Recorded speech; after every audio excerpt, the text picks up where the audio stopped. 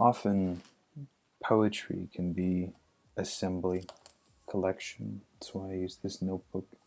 You come across a ladybug being eaten by a wasp, or you know, something of value or importance, you can add it to this long collection of ideas or items that are of interest to you.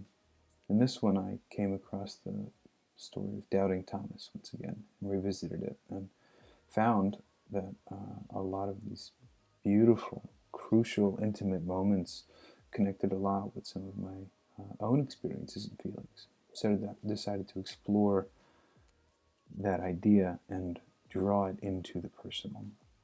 So if this was a poem that was made out of assembly, it was done with a lot of foregrounding because the whole of this collection is in, well, if I can be frank, my personal relationship to faith and the progression of over these last few years of how that's come about.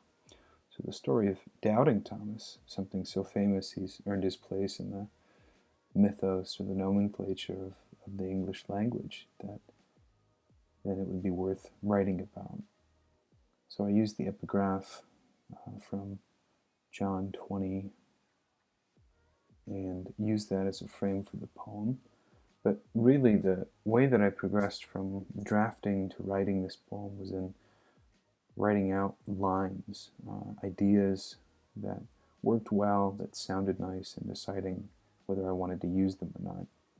In this first draft, I tried to relate scars as the key to understanding someone, and so listed a number of scars and focused on that.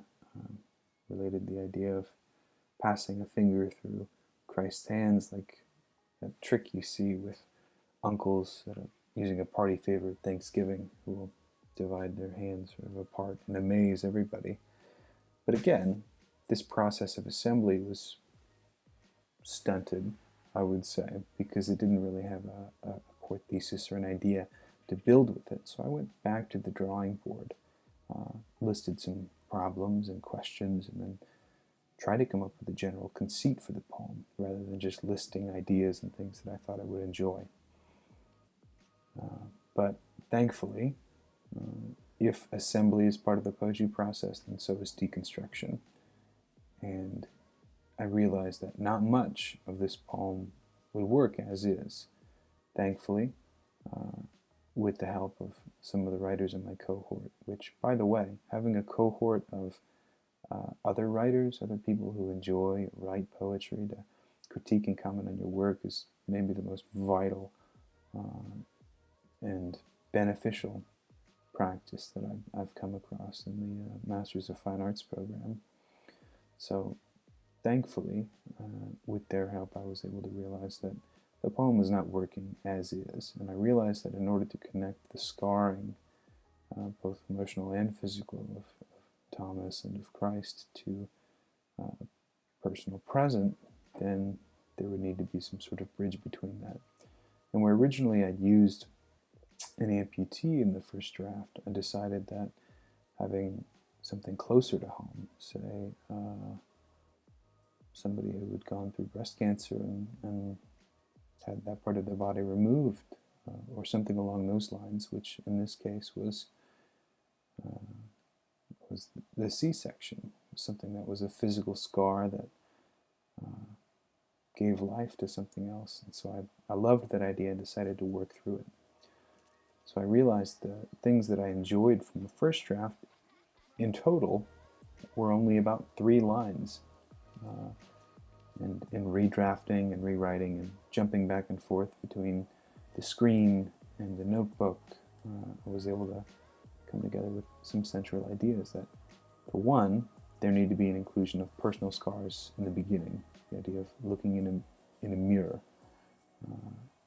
and then finally relating that back to Thomas, and then moving on towards the introduction of the C-section and the mother character.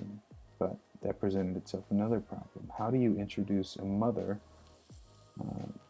without, in such a limited space, without it seeming awkward or strange? So, in an earlier portion of the poem, I decided to use a reference to the mother to introduce that idea, and I realized that in the middle section, where I had listed an uncle parsing his hand in and out, I realized that that was actually problematic and distracting from the core conceit of the poem, which meant that this poem would work best in its simplest and most efficient form. So, with the inclusion of these personal scars and then the mother's character with the C-section, it became not only correlated but introspective at the same time. And while I may have jumped around a lot with different drafts, I don't believe that there's a particular way to fail in poetry. The only way to fail is to not write. But this is experimentation and discovery. And that's one of the joys of poetry, what I enjoy the most. So in this final round of revision, after realizing that things weren't working, I did what I tell my students to do, to read their papers out loud. I realized that the relationship between the title and the first line was weak. I realized that sharper language was needed just below the uncle section. So concision here became the biggest benefit. So after deciding to cut what needed to be cut and to move away from abstract allusions to what it could mean to what was actually happening in scene, I decided to keep the form fairly compact, moving it in one single stanza across the page, rather than moving it around. So finally, here is doubt. Reach out your hand and put it into my side. John 20:27. In the mirror, my body's limp scars, the chipped tooth, the opened hole of a dime store earring, a patch of brown hair where skull met metal pipe when I was 9. My mother nearly killed me for getting so close to death. I imagine the hands of Thomas, the biblical doubter, the coward who felt the fresh portholes in a God's body. I imagine the silhouettes of flesh, finger-sized, and Thomas pressing in to really, truly see for himself. What would he see in mine? A dull and fractured faith.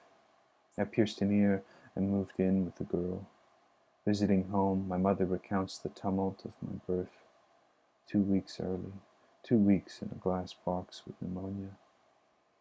She says she hardly knows me anymore, touches my earring and smiles. She guides my hand to her stomach, to the stitches of her C-section. I can almost hear her whisper. Touch here, she says. Believe.